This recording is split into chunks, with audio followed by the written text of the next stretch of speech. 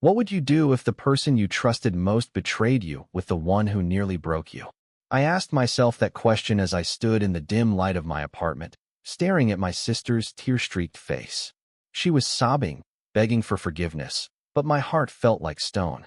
I wasn't always this cold. Once, I was the girl who laughed too loudly, loved too fiercely, and believed in second chances. That was before Ethan, before the hospital beds, before my sister, Lily, chose him over me. 2 years ago, I was 23, vibrant, and in love. Ethan was charming, the kind of man who could make you feel like the only person in the room.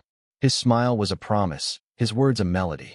But beneath the charm was a darkness I didn't see until it was too late. He was controlling, manipulative, tearing me down with subtle insults disguised as concern.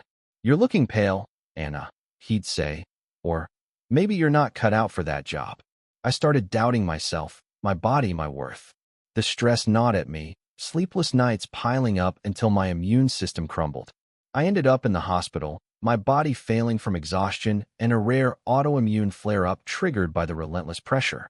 Doctors said I'd recover, but it would take time. Ethan didn't stick around for that.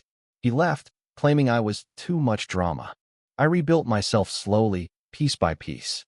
Therapy, medication, and sheer stubbornness pulled me through. Lily was there, or so I thought. She'd bring me coffee, sit by my hospital bed, and promise we'd always have each other. She was my rock, my confidant, the one person I thought would never hurt me. But secrets have a way of unraveling. 6 months ago, I saw them together. I was walking through the park, feeling stronger than I had in years, when I spotted Ethan's familiar jacket. He was laughing, his arm around a woman. My stomach twisted as I recognized Lily's bright red scarf. My sister, my ex together. I confronted her later, my voice shaking with rage. She admitted they'd been dating for months, behind my back.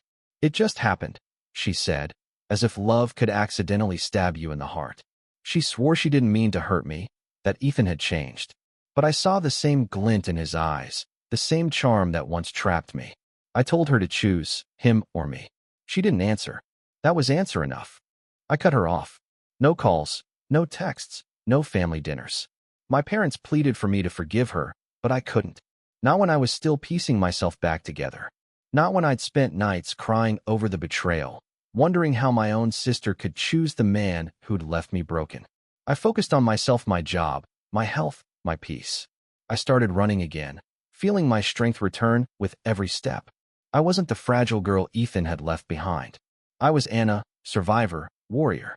Now here she was, in my apartment, tears streaming down her face. Lily looked smaller, her eyes red and swollen. "He cheated on me," she choked out. "He's the same as always." "I'm so sorry, Anna. I was wrong." Part of me wanted to scream, to tell her she deserved it for betraying me. But another part, the part that remembered our childhood giggling under blankets, sharing secrets ached. I wanted to hug her, to say it would be okay. But I couldn't. Not yet. "I warned you," I said. "I'm not ready to comfort you." I continued. "Maybe one day, but not now." She nodded, wiping her face, and left without another word. The door clicked shut, and the silence was heavy but not suffocating. I felt a strange peace, not because I'd hurt her, but because I'd chosen myself. For the first time, I wasn't apologizing for my boundaries. I wasn't bending to make someone else feel better. Healing isn't linear. It's messy, full of setbacks and small victories. I'd learned to love myself again, to trust my own strength. Lily's betrayal had tested that, but it hadn't broken me.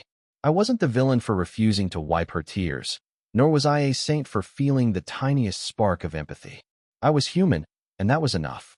As I watched the city lights flicker outside my window, I realized something. The people who hurt us don't get to dictate our healing. Lily would have to find her own way, just as I had. And maybe, one day, we'd find our way back to each other. But for now, I was enough for myself. And that was the greatest victory of all. Word count, 800.